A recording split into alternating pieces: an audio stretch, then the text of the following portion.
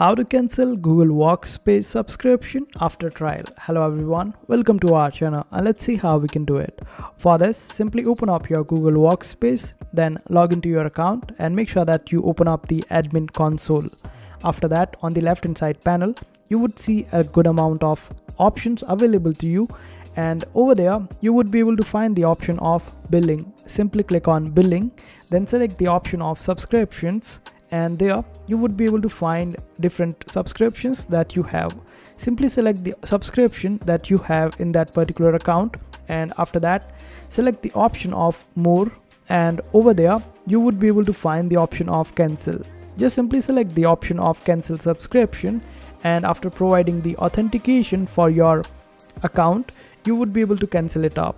Make sure that after logging into your account, you do it again and make sure that you check it again whether your subscription has been cancelled or not. And if the subscription is still there, simply repeat this particular method and you would be able to cancel it up. And this is how you do it.